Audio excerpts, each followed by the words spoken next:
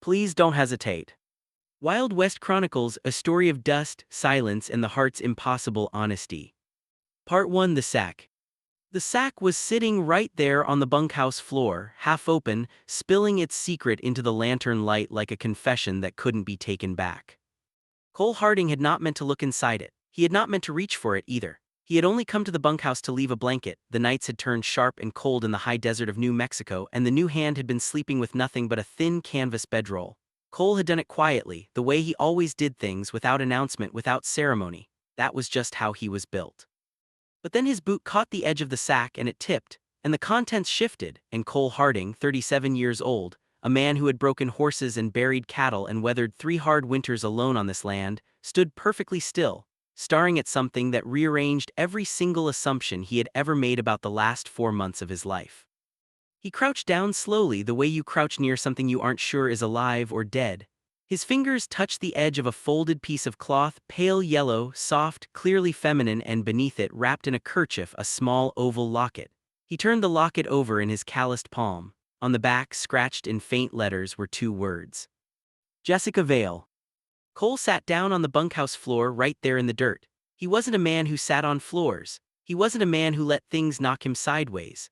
But the lantern was still burning, and the name in his palm felt heavier than a stone, and somewhere outside in the warm September darkness, the person he had known for 4 months as Jesse was walking back from the barn. He had maybe 2 minutes before the door opened. He didn't move. Part 2. 4 months earlier. Jesse Vale had arrived on a Thursday. Cole remembered Thursdays because that was the day he rode the south fence line and cataloged whatever damage the week had brought: broken posts, straying cattle, the occasional evidence of someone passing through who hadn't asked permission.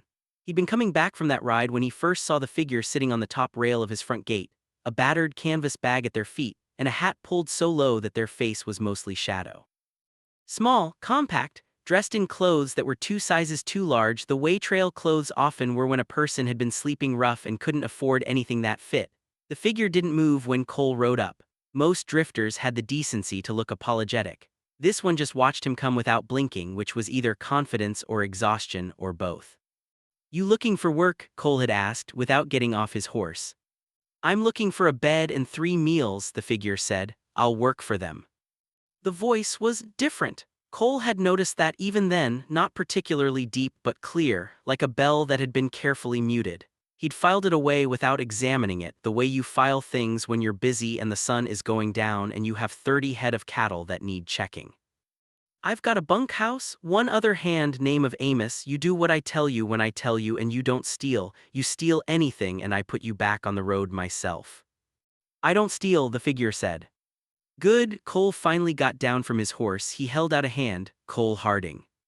The handshake that came back was brief, firm, and deliberate, the handshake of someone who had practiced it. Jesse Vale. That was Thursday, 4 months ago.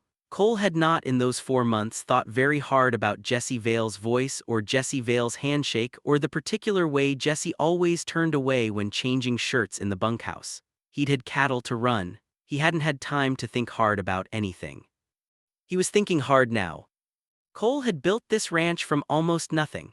That was important to understand because it explained a great deal about Cole Harding, how he moved, how he made decisions, how he related to people and land, and the particular brand of loneliness that settles over a person who has been working too hard for too long. He'd come out to New Mexico from Tennessee at 21, with $40 and a horse named Patience and an absolute refusal to be anyone other than himself. The West had beaten him up pretty thoroughly in the first 3 years: a bad partnership, a drought, a fever that nearly killed him in the summer of 1870. But he'd come out the other side of it all with 50 acres, a small herd, and a deep, quiet certainty that if he just kept moving forward, everything he needed would eventually show up. He was not a social man. He had acquaintances in the town of Duro, 12 miles south, the blacksmith, the owner of the general store, a widow named Clara Hobbs who had once made it clear that she would not object to marriage, which Cole had thanked her for and gently declined.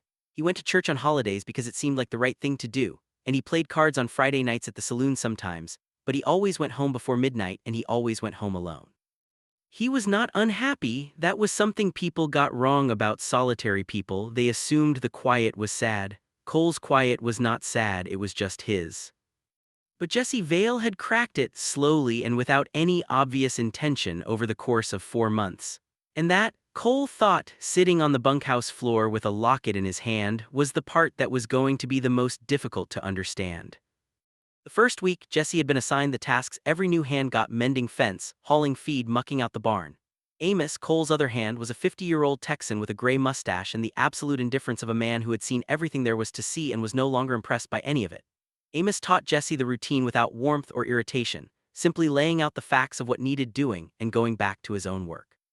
Jesse learned fast. That was the first thing Cole noticed. Most new hands spent the first week making the same mistake twice, learning through repetition and mild embarrassment. Jesse made a mistake once and never again, with a focus that seemed to come from somewhere deeper than just wanting to please the boss. It came from somewhere that looked a lot like need.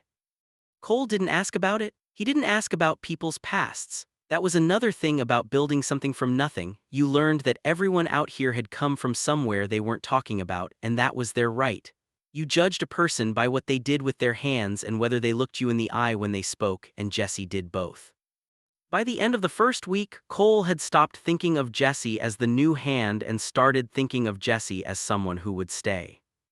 By the end of the second week, he was leaving work a little later in the evening, just a few minutes, enough to overlap with when Jesse was coming back from the barn. He hadn't noticed that either at the time. The second month was when things started getting complicated in ways Cole couldn't name. It had started with the horse, a young gray mare named Smoke, who had recently decided she didn't particularly want anyone on her back and had made that opinion quite physical. Amos had given up on Smoke weeks ago, declaring her either stupid or mean, and probably both. Cole had been working her slowly, spending an hour each evening trying to build enough trust that the mare would accept a saddle without turning herself inside out. One evening, he'd come out to the corral to find Jesse already there, not touching the horse, not moving toward her, just standing at the rail with a hand extended, waiting. Smoke had her ears back, which was her default with strangers. Cole had opened his mouth to say something, some instruction about not getting kicked, but Jesse turned and looked at him, really looked at him, with those dark, steady eyes under the brim of that too large hat. And something in the look said, "I know what I'm doing," so Cole closed his mouth and leaned on the fence rail and watched. It took 40 minutes. Jesse didn't push or rush or try to prove anything, just stood there, patient as a stone, hand extended, waiting for the mare to make the choice herself. And eventually Smoke came to the hand, smelled it, snorted, came back again, and let Jesse stroke her nose. "How'd you learn that?" Cole asked when it was over. Jesse had shrugged, still looking at the horse. "Someone showed me once. You can't make something trust you, you just have to wait for them to decide." Cole had thought about that for the rest of the week, more than felt entirely reasonable. What he had not been able to identify, all those weeks, was why Jesse occupied more space in his attention than any hand he'd ever hired. He'd hired hands before. He did Amos for 7 years and valued him enormously without ever needing to think about him very hard. He'd had a young Navajo man named Thomas for 2 years who had been excellent with the cattle and quiet and reliable, and Cole had been genuinely sorry when Thomas left to go home to his family. But he'd never found himself standing in the doorway of the barn watching Thomas work and forgetting what he'd come in for. He did that with Jesse more than once. Jesse had a way of moving that was, he had spent some time looking for the right word and hadn't found one that fit. Precise was close, deliberate, like every motion was considered first. There was a quality of concentration in Jesse's everyday physical presence that made it easy to watch, the way a good craftsman's hands are easy to watch even when they're doing something simple. Cole also noticed that Jesse laughed rarely but genuinely. There was no performance in it, no social lubrication. Most of the hands Cole had hired over the years had a version of the amiable ranch hand laugh, easy, frequent, meant to keep the atmosphere smooth. Jesse didn't have that laugh. Jesse had a different laugh that came out maybe twice a week, sudden and low and surprised, like it had escaped before permission was granted. And the first time Cole heard it, Jesse had said something to Amos that made the old Texan nearly choke on his coffee. Cole had found himself smiling for the rest of the afternoon without being entirely sure why. He had not, in all of this, been using the word attraction. He had very carefully not been using that word. He was a complicated man with a complicated interior life who had many years ago made peace with certain truths about himself that he kept quietly and without discussion, in the same way he kept most of his interior life. He had come west partly because the West asked fewer questions than Tennessee. He had built his solitude deliberately with care, and he had been comfortable in it. Jesse Vale was making him less comfortable, in ways that confused him and that he was doing his best to set aside. And now there was a locket in his hand that said Jessica Vale. Part 3: The Girl in the Bunkhouse. The door opened. Cole didn't move fast enough. He was still sitting on the floor when the lantern light caught the figure in the doorway, and Jessica Vale, took 2 steps inside and stopped so completely it was like a clock being stopped. For a long moment, neither of them said anything. Jesse's eyes went from Cole's face to the locket in his hand. The bag still spilled open on the floor between them with the yellow cloth visible, back to Cole's face. Something happened in those eyes. Several things happened rapidly, one after another, the way weather moves through a sky. There was fear first, then something that might have been exhaustion, the bone-deep kind, then, strangest of all, something that looked almost like relief. "I came to bring a blanket," Cole said. His voice came out steadier than he felt. "Cold night's coming." Jesse said nothing. "Jessica," Cole said, and the name felt strange and very significant in his mouth, like saying a word in a language he hadn't known he was speaking. Jessica took a breath that visibly cost something. "Cole." "Sit down," he said. It wasn't a command and it wasn't a request. It was the voice he used when things needed to be handled carefully, and the only way to handle them carefully was slowly. He got up from the floor and set the locket on the small shelf by the bunkhouse door and stood by the window and waited. She sat, not the way Jesse had sat, that particular way of taking up as little space as possible, hat down, shoulders squared. She sat the way someone sits when the performance is over, with a kind of quiet collapse, her hands in her lap, the hat pushed back on her head so that her face was fully visible in the lantern light for the first time in 4 months. Cole looked at her properly for the first time. She was 19, maybe 20. Dark hair, not quite as short as he'd assumed. He could see now that it had been pinned up under the hat all this time, with a few loose strands that brushed the edge of her jaw. High cheekbones, a faint scar above one eyebrow, the kind of face that had been outdoors long enough to have character in it. Her eyes were the color of dark river water, the kind that looks almost black until the light catches it. She was watching him watch her, and her expression was careful and braced and exhausted. How long have you been running?" he asked. Something moved through her face. "Since I was 16. 3 years of dust and disguise and bunkhouses and strangers." Cole felt something happen in his chest that he chose to call simple human sympathy, because calling it anything else at this particular moment felt inadvisable. "Where from?" "Kansas." She paused. "My father," she stopped again, started a different way. "There's a man in Kansas who believes I belong to him. He has papers. My father signed papers." Cole was quiet for a moment, processing this. "What kind of papers?" "Marriage papers. I was 15, he was 53. She said it without expression, the way you say things you've said to yourself so many times they've lost their texture. "I ran the night before the wedding. I've been moving west ever since, working where I could. I keep my hair up, I keep the hat low. It's worked until now." Her eyes went briefly to the locket on the shelf and then back to him. "I know what you're going to say." "You don't," Cole said. She blinked. "You think I'm going to say you have to go," he said. She looked at him steadily, waiting. "You're wrong," he said. The silence that followed that was of a very particular quality. It had weight and texture and a kind of held breath in it, like the silence just before the first drop of rain reaches the ground. "You don't know me," Jessica said. "Not really, you know Jesse. Jesse worked my fence line for 4 months and never asked for more than what was agreed." Cole moved from the window and sat down on the other end of the bunkhouse's long wooden bench, putting enough distance between them to keep the air clear and comfortable. "Jesse trained my horse and didn't steal and didn't lie, and as far as I'm concerned, Jesse and Jessica Vale are the same person, just dressed differently." "That's not how most people see it." "I'm not most people." She looked at him for a long time, and he looked back, and something passed between them that neither of them had the vocabulary for yet. It was new and it was old at the same time, the way certain emotions are familiar in the bone before the mind has caught up to them. "You need to tell Amos," Cole said finally. "Or I do. He'll be fine. He doesn't particularly care about anything except whether the coffee is hot and whether the cattle are where they're supposed to be." That surprised a laugh out of her, that rare, genuine, escaped before permission laugh, and Cole felt it in his ribs like a small struck bell. He looked away at the window, at the dark beyond it. "And then?" she asked. "Then nothing. You keep working. Amos and I keep not being in Kansas. Nobody in Duro knows your name, and nobody out here is going to be sending letters."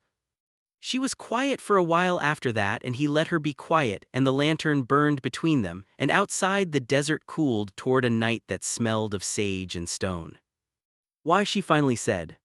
He considered several different answers and chose the truest one. Because you're good at this work, and because you came here needing something safe, and because… He stopped. Because, she said, and her voice was very soft. Because it's the right thing to do, he said. It was true. It was also incomplete. But it was all he was prepared to say on that particular evening, sitting in a bunkhouse in New Mexico with his world quietly rearranged around him.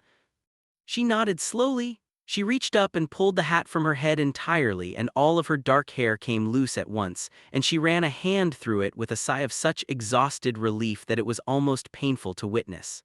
It was, Cole thought, the sound of someone putting down something very, very heavy. He stood up and went to the door. He paused with his hand on the frame. "There's an extra blanket on the peg," he said. "Cold nights." "Cole," she said. He turned. "Thank you," she said it simply and directly, with nothing performed about it. He nodded and went back out into the dark. Part 4. The morning after.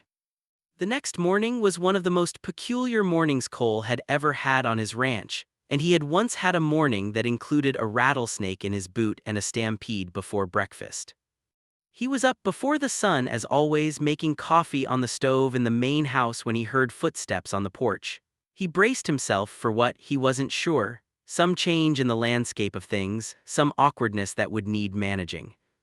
The door opened and Jessica came in. She was wearing the same clothes she always wore, the same battered hat pulled low, the same deliberate not quite meeting of eyes that he now understood differently than he had yesterday morning.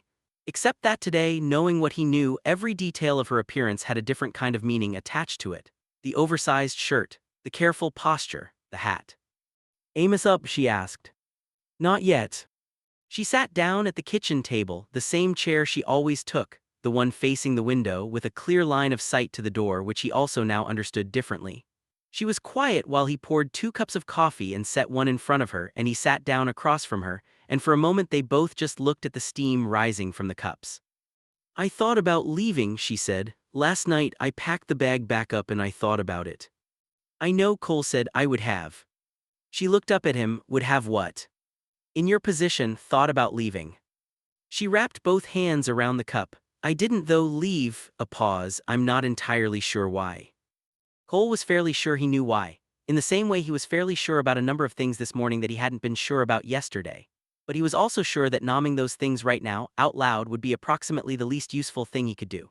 There was a trust here that had been built slowly and carefully over 4 months, and it was new-formed and fragile, and you didn't put pressure on something fragile by pushing it too fast.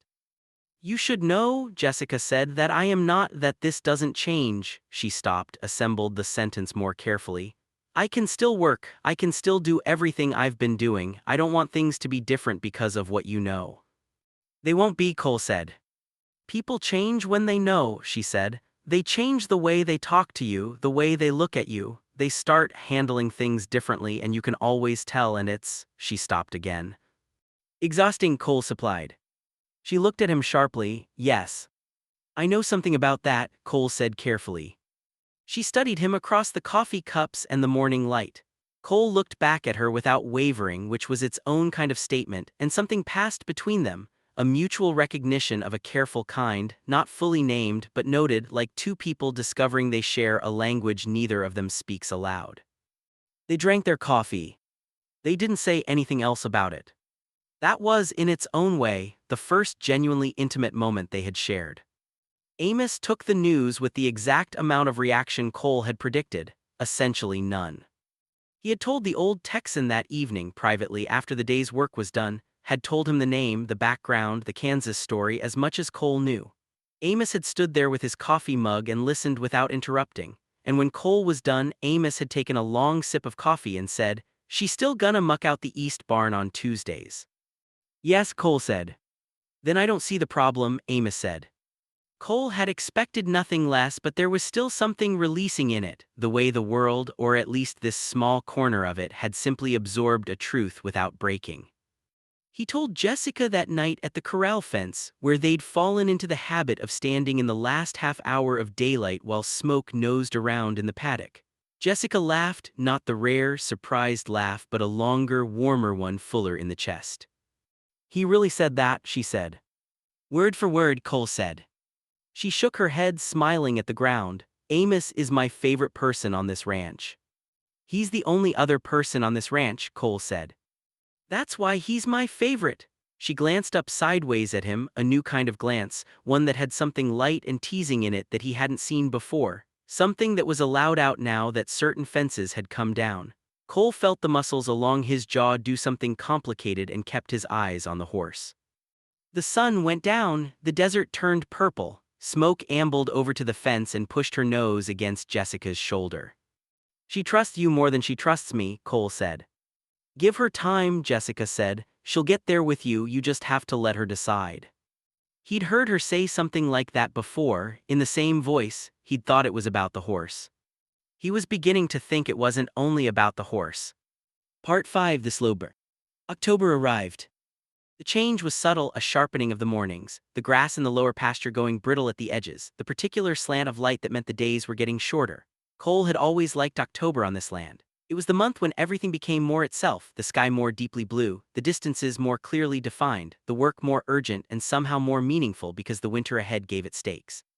He'd never had anyone to share that observation with. Amos had his own relationship with October that involved primarily complaining about the cold. But Jessica, who had been alive to every shift in the landscape since her first day here with a sensitivity that Cole recognized because he shared it, noticed October arriving and said, one morning at the corral, something changes in the air. It does, Cole said. It gets serious, she said, watching the horizon. Yes, he said, like everything's deciding what it is before winter. She turned and looked at him with an expression he couldn't quite categorize, surprised and thoughtful and something else. That's exactly right, she said. I couldn't have said that. You did though, you just said it a different way. She held his gaze for a moment, and that thing happened again, the thing that had been happening with increasing frequency over the last few weeks, where the air between them seemed to briefly have a charge in it, a particular weight, and then one of them looked away and it dissipated and they went back to work. Cole went back to work. He was very good at going back to work. What was changing and what Cole was aware of even as he refused to examine it directly was the texture of the daily rhythm. Before he'd known when Jesse was just Jesse, the competent quiet hand with the difficult horse and the too large shirt, the day had had a simple shape. Rise, work, eat, work, sleep. The pleasant, functional simplicity of a life that had been built for one person and had settled comfortably into that shape. Now the day had different peaks and valleys. There were moments he found himself moving toward the morning coffee, the corral at sunset, supper when Amos was in a talking mood, and Jessica would sometimes, in the warmth of the kitchen, take the hat off and let her hair down and become more fully herself than she could be anywhere else, more relaxed, more present. Those moments had become the texture of his days in a way that was quiet and insistent, the way water finds its way through rock not by force but by frequency and patience. He told himself this was simply the natural deepening of a professional respect. She was good at her work, she was good company, they had a clear understanding of each other, both people who had chosen the West partly as an escape, both people who kept their interior lives carefully. That was enough to explain a collegial warmth, a friendly ease. He told himself this about 3 times a day, with diminishing conviction. The night of the first real cold snap, when the temperature dropped 20 degrees in an hour and a wind came out of the north that had teeth in it, Jessica came to the main house. She knocked. Cole said, "Come in." She pushed open the door and stood in the frame with her jacket pulled tight and her cheeks red from the walk, and she said, "The bunkhouse stove is out. Amos says the pipe is clogged with something and he can't fix it tonight." "There's a spare room," Cole said. "I know," she hesitated. "I didn't want to assume." "You're not assuming. Come in out of the cold." She came in. He showed her the spare room. It was a small, clean room that he'd always kept tidy out of some obscure practicality, a habit of preparedness. He brought extra blankets. She stood in the doorway of the spare room with her arms full of blankets and said quietly, "You do this without thinking about it." "Do what?" he said. "Take care of things, people." She said it with a look that was direct and uncertain at the same time, which was a combination he'd come to recognize as one of her particular expressions. "You just see what needs doing and do it, without any," she searched for the word, without any leverage, without wanting anything back. He wasn't sure what to say to that. It was true, but it felt too naked to simply agree with. Go to sleep, he said. Temperature'll be below freezing by morning. Cole, she stopped him again that recurring beat. He turned. She was looking at him with the armful of blankets and the whole weight of 4 months in her expression, and she said, "Why is it easy with you?" The question landed simply and completely in the space between them, and he stood there with it, aware that it had several possible answers and that all of them were significant. "I don't know," he said, which was honest. He knew parts of it. He knew that easy was the wrong word, that this wasn't easy, that easy would mean there was no pull in it and no weight in it and no particular awareness of how he stood relative to her in a room. It wasn't easy, it was safe, which was different, which was bigger. He thought he could see in her face that she knew the difference too. "Good night, Jessica," he said. "Good night, Cole," she said. He went to his own room and lay in the dark and listened to the wind attack the house and thought about a great many things very quietly and without resolution. Part 6. The morning in the barn.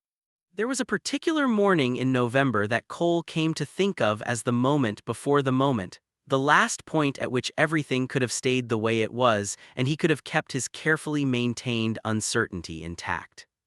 He'd gone to the barn earlier than usual, because one of the young bulls had been off his feed and Cole wanted to check him before the morning work started. The barn was still dark and warm, the animals creating a dense animal heat, and the light was the gray-purple of pre-dawn, enough to see by without a lantern if you knew the space. He was standing beside the bull's pen looking the animal over when he heard movement at the far end of the barn. He looked. Jessica was there also early, for reasons he didn't know, sitting on a hay bale in the corner where the light barely reached, with her knees drawn up to her chest and her hat off and her hair loose, staring at nothing. She hadn't seen him yet, and he knew he should make a noise, announce himself so that she could reassemble herself, put the hat back on, put the walls back up before she had to deal with his presence. He knew he should do that. He didn't.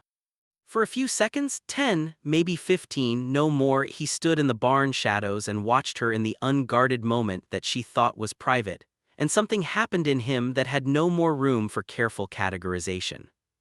She looked very young and very tired and very far from anywhere she had ever been safe before here, and there was a quality of solitude about her in that moment that he recognized so specifically, it was almost painful.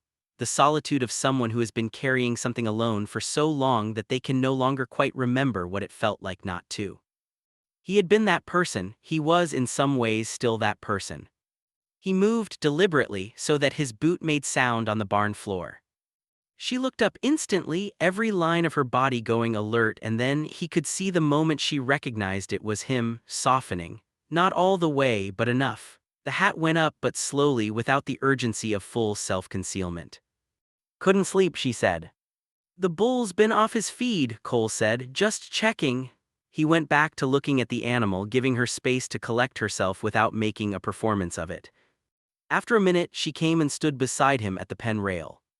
They stood there in the early dark, 6 inches apart, looking at the bull. The animal moved slowly, uneasy, and Cole tracked its movement, and Jessica watched beside him, and the barn had that early morning quiet that is one of the most particular and unrepeatable sounds in the world. "What do you think is wrong with him?" she said. "Loneliness maybe," Cole said without thinking about it. Jessica turned and looked at him, and he looked back at her, and the 6 inches between them were very specifically and consciously 6 inches. He could smell the hay and the morning cold and something warm that was just her presence next to him, and the gray light was softening toward actual dawn outside, and smoke shifted in her stall behind them, and everything was very still. "Cole," she said, and her voice was low and careful. "Don't," he said, not harshly, gently, the way you say don't to something you're protecting, not something you're refusing. She understood. He could see that she understood, and the understanding was its own kind of intimacy, the kind that doesn't require explanation. She turned back to the bull. He turned back to the bull. The dawn came in through the barn door inch by inch. "He'll be fine," Cole said, about the bull, about something else, about several things at once. "I think so too," Jessica said. They stood there until the light was full, and then they went to work. Part 7. Duro. Cole went to town the first Friday of every month for supplies. He usually went alone. In November, for the first time, he asked Jessica if she wanted to come. She looked at him with that careful expression. That's public. Duro is 12 miles of nothing and a hardware store, Cole said. Nobody there knows anything about Kansas. She considered it for a moment, turning something over internally that he didn't press. I'd have to stay as Jesse. That's fine, he said. Jesse's good enough for Duro. She went.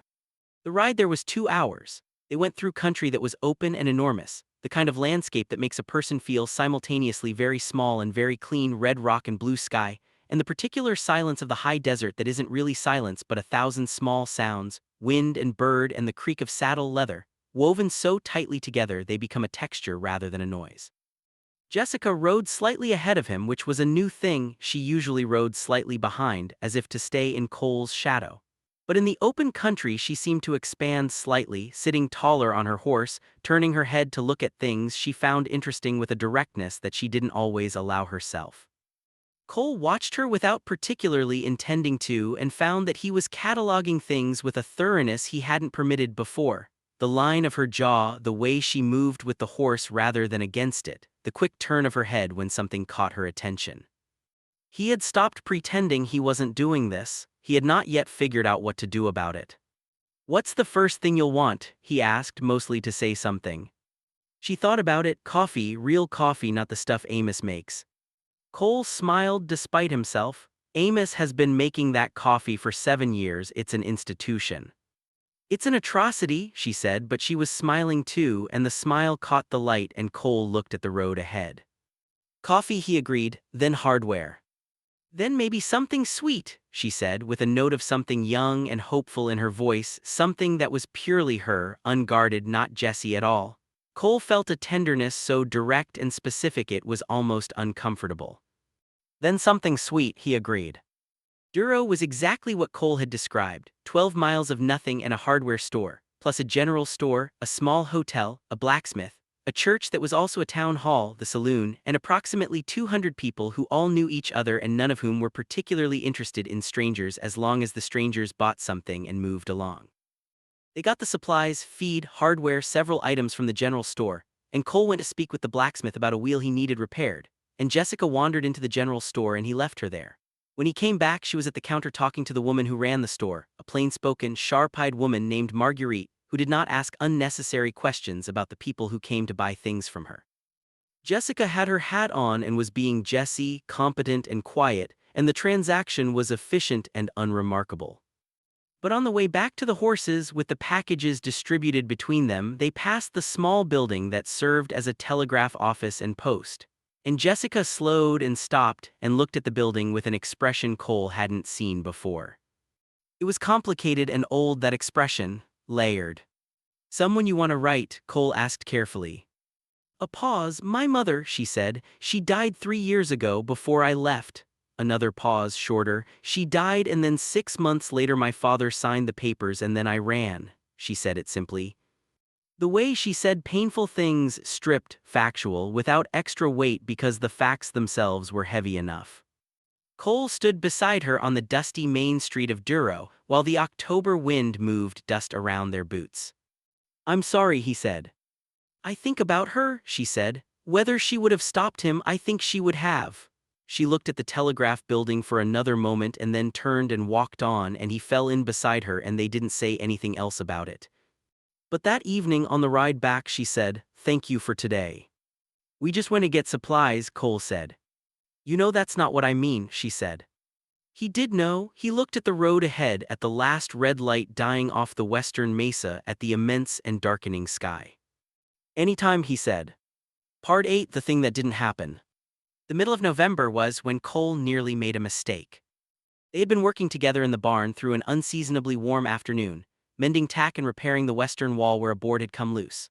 The kind of work that puts 2 people in close, easy proximity for hours, doing separate tasks that occasionally require the same materials, creating that particular rhythm of domestic labor that is without drama but very full of a different kind of something, a comfortable and specific intimacy.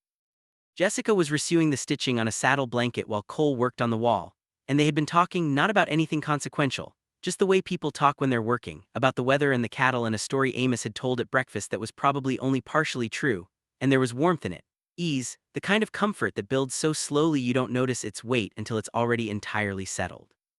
Cole needed a particular tool that was on the workbench, and the workbench was where Jessica was working, and when he reached past her for it, a simple, practical motion, his arm brushed her shoulder and she looked up, and they were closer than they'd been in a while, close enough that Cole was aware of every single separate detail of the distance between them in a way that was not at all about the distance. He found her eyes, she found his. Neither of them moved for a moment that was very brief in real time and considerably longer in another kind of time, the kind that lives inside the body. Cole stepped back, got the tool, went back to the wall. Jessica looked back at the saddle blanket. The barn was quiet. "Cole," she said after about 10 minutes. Her voice was steady but her hands had gone still. "Don't," he said, again. The same word, the same gentleness, the same meaning, not yet, not here, not without knowing if this would break something irreplaceable. He had been protecting something. He was still protecting it. He didn't know yet whether that protection was wisdom or cowardice. She didn't press, she never pressed, that was one of the things about her.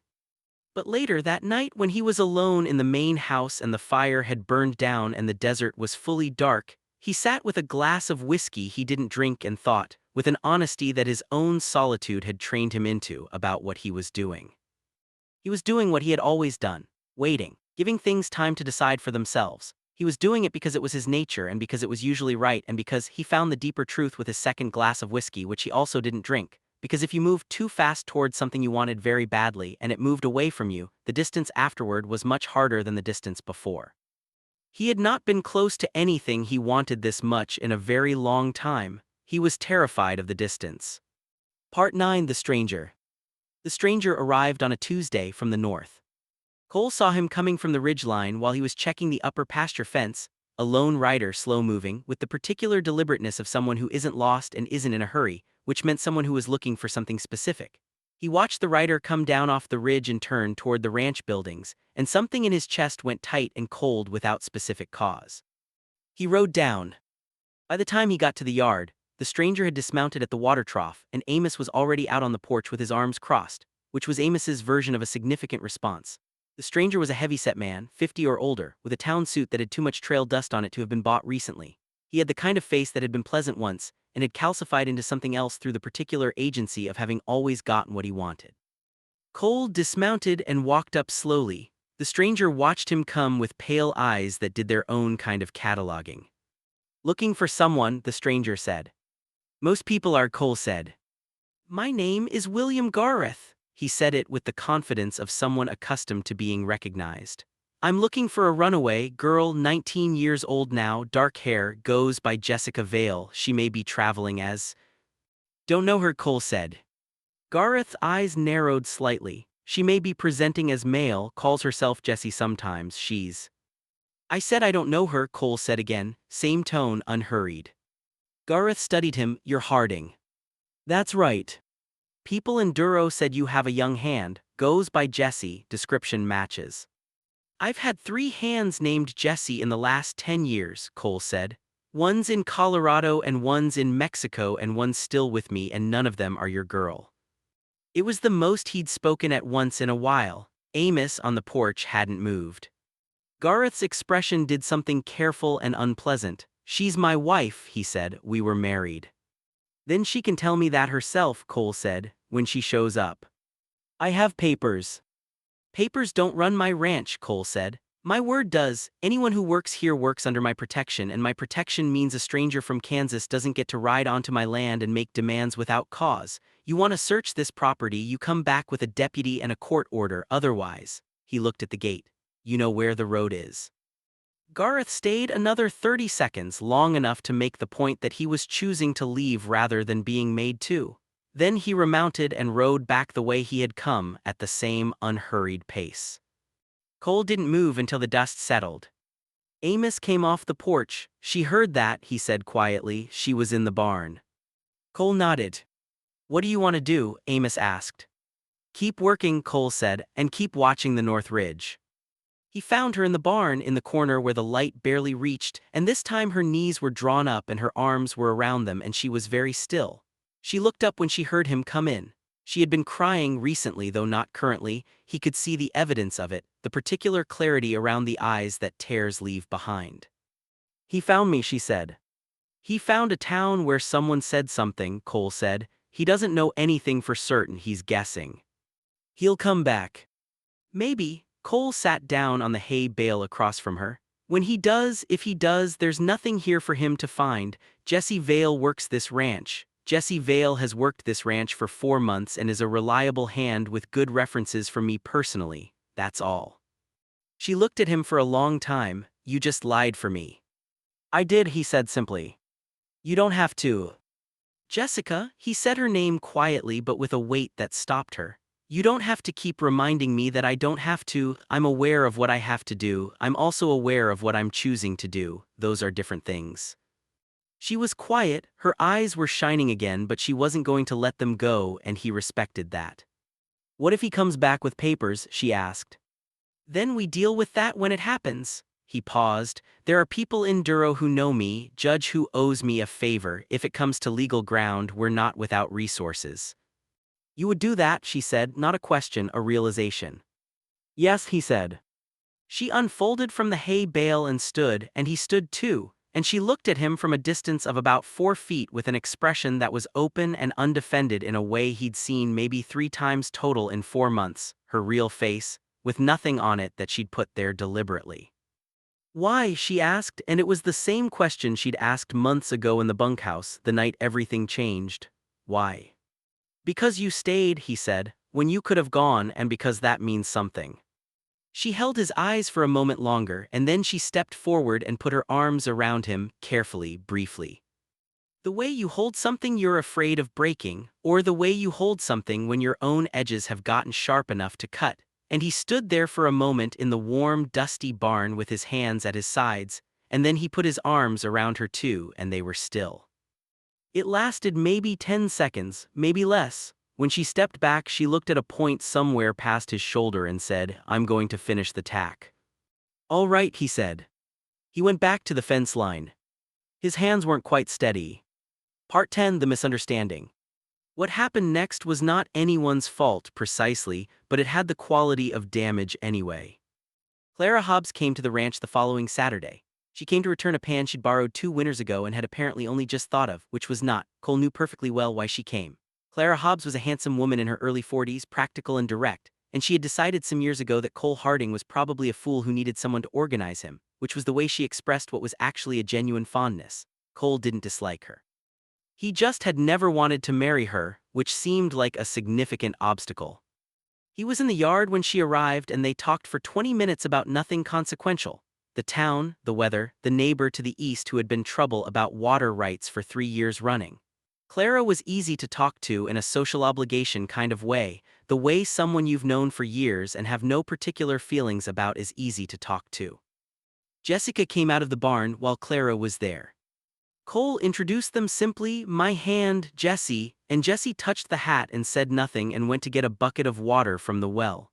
Clara watched Jesse go with the bright appraising intelligence she applied to everything, and then she looked at Cole and her expression had a particular quality to it. "That's a very attentive hand," she said pleasantly.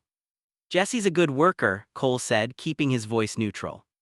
"I imagine so," Clara said with the exact tone of someone who has noticed something and is choosing not to name it quite yet but has filed it away. She smiled at him with a warmth that had something careful in it. "You're looking well, Cole, better than last year." He looked at her steadily. "I'm well."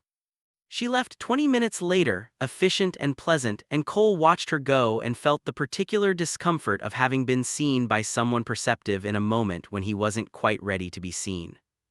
He turned around. Jessica was standing by the well with the bucket, watching the road Clara had taken, and her expression was not what he expected. He expected neutral, composed, the habitual careful blankness. What he saw instead was something more complex, something that had edges. She looked at him and looked away. "She seems like a good person," Jessica said. "She is," Cole said. "Have you known her long?" "Years," Cole said. "She asked me to marry her once." A beat. Jessica set the bucket down, and I thanked her and said no. Another beat. The wind picked up briefly and settled again. "Why?" Jessica said. He looked at her, she was looking at the bucket. There was something very careful and very guarded in the set of her shoulders that was different from her ordinary careful guardedness.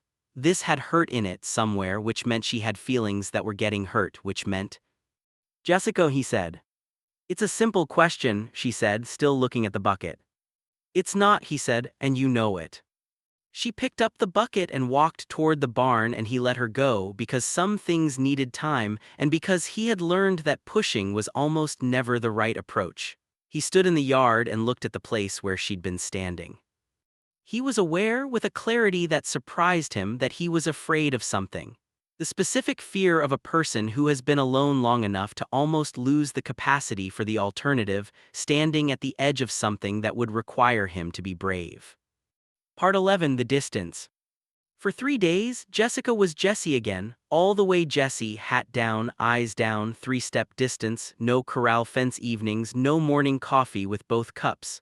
She was professional, competent, and she looked at him approximately as much as was necessary and no more. Cole understood what she was doing. He also understood why. She had let him see several things over several months, and now she was wondering whether she should have. She was drawing back, reassessing, protecting herself the way she'd spent 3 years learning to protect herself, because that was how you survived when you'd learned very early that being unguarded had a cost. He understood it, he didn't like it. On the 3rd night, he found her at the corral fence anyway. She was there, he thought, because smoke was a habit stronger than self-protection. The mare had come to the fence and was pushing against Jessica's hand, and Jessica was letting her, looking into the distance with an expression that was simply tired under everything else. Cole leaned on the fence beside her. She didn't move away, which he thought was significant. "I owe you something," he said. She kept her eyes on the horizon. "You asked me once why I said no to Clara Hobbs," he said, "and I didn't answer you. I'd like to answer you now." He paused, organizing his thoughts with the care he always gave to words he meant. "Clara Hobbs is a good woman and I respect her. But the reason I said no to her is the same reason I've said no to every version of that conversation for 20 years, which is, there are things about me that I've always known were true. True in ways that don't change and aren't chosen and have always been there, the way the color of the sky isn't chosen. And I made peace with those things a long time ago, and I built a life around them, a good life, one that asked less of the world than most people's lives because it was simpler." He stopped. "And," Jessica said very quietly. "And then you sat on my fence rail in August," he said, "and everything got more complicated." She turned to look at him. Her eyes in the evening light were dark and direct and full of a question she hadn't quite asked. "What I'm telling you," Cole said, "is that I have spent 4 months being more complicated than I meant to be, and I don't know where it goes, I don't know if it can go anywhere, but I need you to know that what I feel is," he stopped on that word, found a different approach. "I need you to know that when you step back I notice, and what I feel when I notice is not relief." She was looking at him with something so open in her face it almost hurt. "I'm not stepping back from you," she said. "I was stepping back from being afraid of what I've let you see." She turned back to the fence, but her shoulder was now very nearly touching his. "Of what I feel when I'm not careful." The corral was quiet. Smoke had retreated to the far side of the paddock. The stars were coming in, 1 and then 3 and then 30, the way they did out here, fast and complete, the whole sky at once. "What do you feel when you're not careful?" Cole asked. She was quiet for long enough that he thought she might not answer. Then she said, "Like I don't want to leave, and I have never in 3 years of running not wanted to leave." Cole let that sit between them in the dark. He felt it settle in his chest like something that had been looking for a place to land for a very long time. "Then don't," he said. She turned and looked at him, and he looked at her, and the world was very still. She reached out and found his hand on the fence rail. Her fingers fit over his with a deliberateness that meant something not impulsive, not accidental, chosen. He held her hand and looked at the stars and felt the warmth of her palm against his and thought, with the same quiet certainty he'd had at 21 standing on new land with $40 and a horse named Patience, that he was exactly where he was supposed to be. Part 12: What Honesty Costs. There was something they needed to say still, both of them knew it. Cole had told her something true but incomplete in the corral, had pointed toward the part of himself that was complicated without fully nomming it. And he had seen her receive it, seen her put it next to what she'd already observed about him with her careful, intelligent eyes, and understand more than he'd technically said. But understanding something and being told it were different things, and Cole had spent his life choosing honesty in the difficult cases even when the alternatives were more comfortable. He chose it now on a Sunday morning, 2 days after the corral fence and the hand-holding and the stars. When the world had had time to settle, and neither of them was raw with the immediacy of it. She was at the kitchen table with coffee. He sat across from her and he said, "I want to tell you something." She set her cup down and gave him her full attention. "I told you that there were things about me I'd always known were true," he said. "Things I'd made peace with." He kept his voice level the way he kept everything level when it mattered most. "There was a time when those things meant I thought I would always be alone, not because I was resigned to it, but because the particular way I was built seemed to not fit the world out east, the way things were supposed to go." He looked at the table, looked back up at her. "I came west partly because out here, things fit differently. There's more room for being what you are without someone else deciding it needs to be different." Jessica was listening with complete stillness, the way she listened to things that were important. "I've loved people," he said quietly. "In my life, not many but real, and not in the ways that people expected me to, not in ways that had any future in them in the world I came from." He stopped. "I'm telling you this because you deserve to know it, and because the way I feel about you is it's not simple. It's not like anything I expected, and I have been trying very hard not to examine it too closely because I was not entirely sure what I would find." He held her gaze. "But I know you, I know what you're carrying.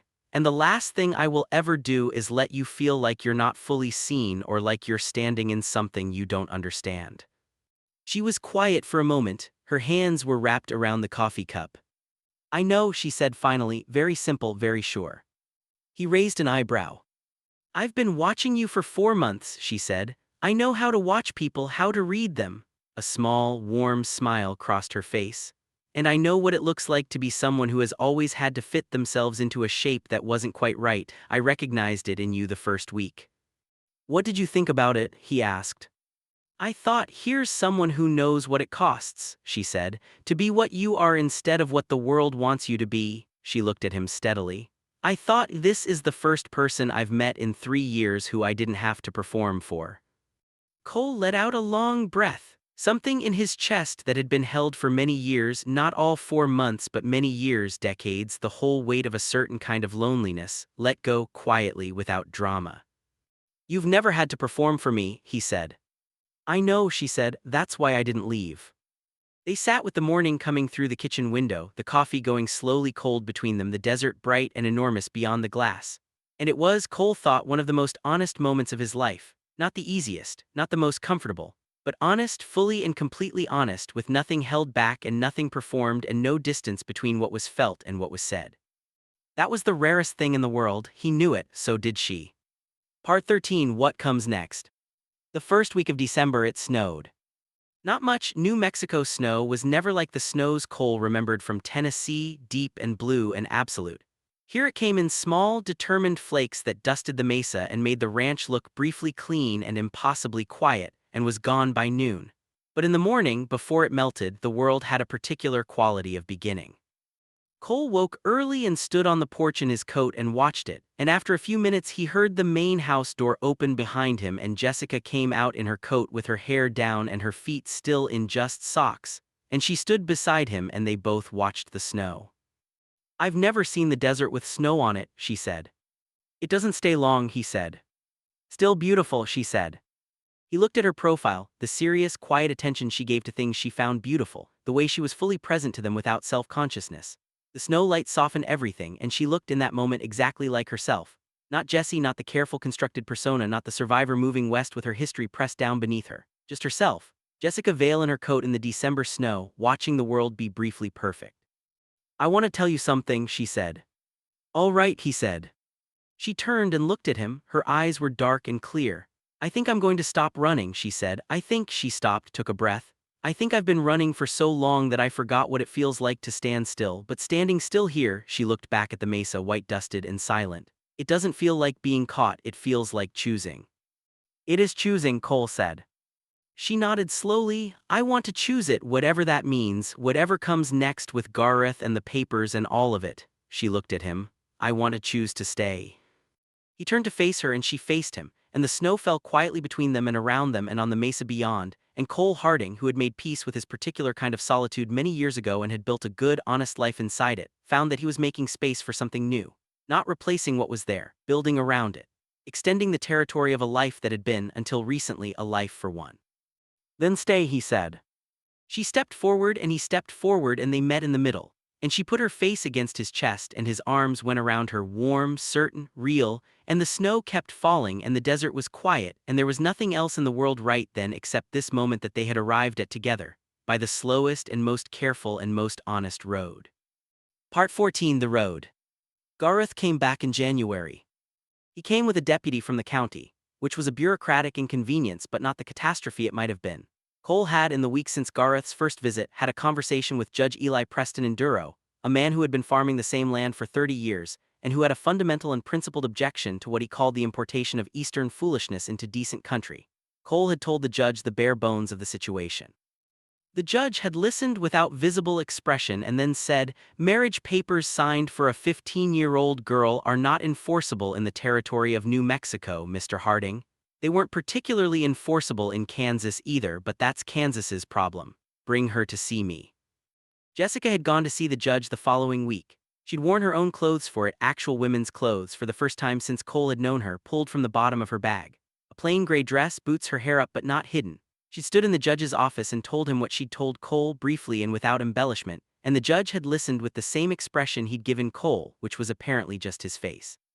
"You have a life here," the judge had said. "Work, shelter, something worth keeping." "Yes," Jessica said. "Then we'll proceed accordingly," the judge said. When Gareth arrived with the county deputy, there were papers waiting for him too. A legal determination, signed and witnessed, that the original Kansas contract was unenforceable in New Mexico territory, that Jessica Vale was a free adult woman under territorial law, and that any further harassment or pursuit would constitute a legal matter. The deputy read them, looked at Gareth, and shrugged the shrug of a man who had not ridden 12 miles in the cold to make someone's personal problems into a legal incident. Gareth stood in Cole's yard with the papers in his hand and an expression of pure thwarted fury and looked at Cole and then at Jessica. Jessica, standing in the yard in her actual clothes, her own face, not performing anything.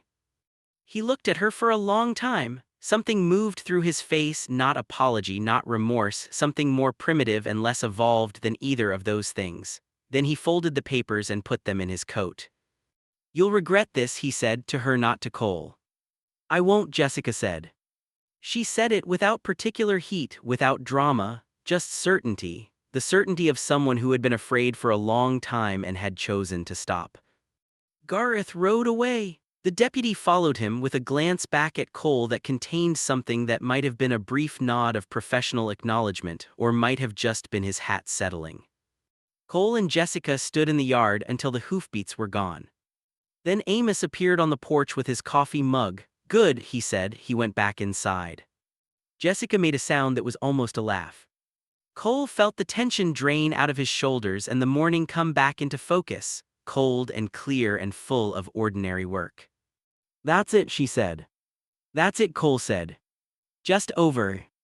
Just over, he looked at her. Some things, when you face them directly, turn out to be mostly weight, not nearly as solid as they seemed.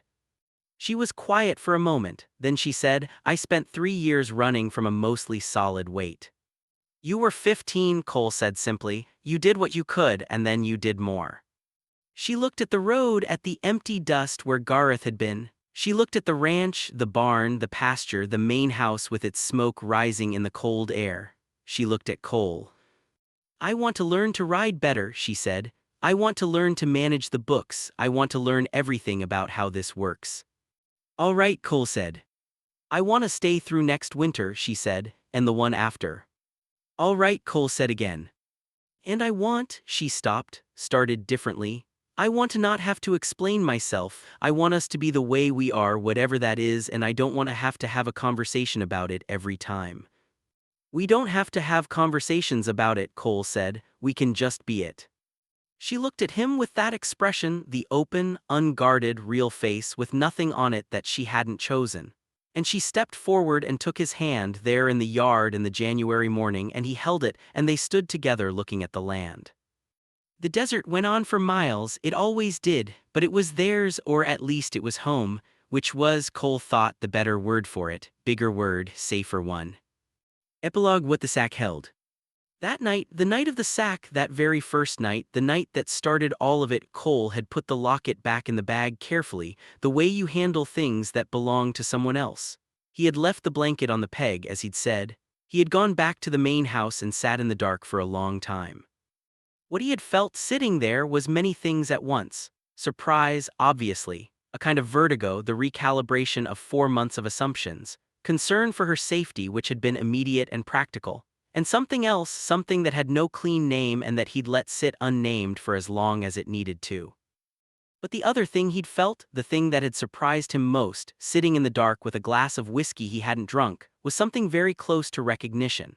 Not of her exactly, not of Jessica Vale, though that would come, but of the situation, of what it looked like to carry something necessary and private so carefully that even the carrying became invisible. He knew that, he'd been doing a version of it his whole life. He had sat in the dark and thought, here is someone doing what I have always done, and she is exhausted, and she needs one place where she doesn't have to. He had not known that first night that he was going to fall in love with her. He hadn't known it was already underway, had been underway for months, growing in the specific and unhurried way that things grow in people who know how to wait. He hadn't known any of that. He had only known she can rest here, if I don't ruin it, if I am patient and careful and honest, if I let her decide. He'd been right, and he'd been patient, and it had cost him something, all the real things do, and it had given him more than he'd known was possible in a life that had been small and good and quietly complete. The locket was on the shelf in the main house now. Jessica had put it there herself months later when she'd moved the last of her things from the bunkhouse. She'd placed it there without explanation, without ceremony, which was how she did most of the things that mattered, quietly, directly, with her whole self. He'd looked at it one morning when the light was right, Jessica Vale scratched into the back in faint letters, and he'd thought that she had been, all along, herself, through every version of survival and disguise and the long road west. She had always been exactly herself. That was what the sack had held. Not a secret, not a lie, just a person waiting for somewhere safe to land. He was glad she'd landed here. He was going to do everything in his power to be worth landing. The ranch was quiet in the January morning. Cole was at the stove. Jessica came through the door with cold on her coat and her hair loose and her eyes clear, and she said, "The bull's back on his feed," and Cole said, "Good," and they had coffee in the same kitchen in the same chairs, and outside the desert was enormous and cold and full of light, and neither of them had anywhere else they needed to be. End of part 1. Bell closing call to action. If this story moved you, if you felt the slow burn, the weight of that locket, the unbearable patience of two people learning to trust the same ground at the same time, then you already know that what happened next is going to break something open in you. Like this story if it held you longer than you expected. Subscribe so you're here when part 2 drops. Comment below, did you see it coming the moment Cole knew? Was it the barn, the corral, or had he known all along from the moment she sat on that fence rail? Because part 2 has a question in it that hasn't been answered yet. What happened to the ranch and to the people on it, the first time Cole said her name like it was something he'd been holding for years? Should I tell you what happened next?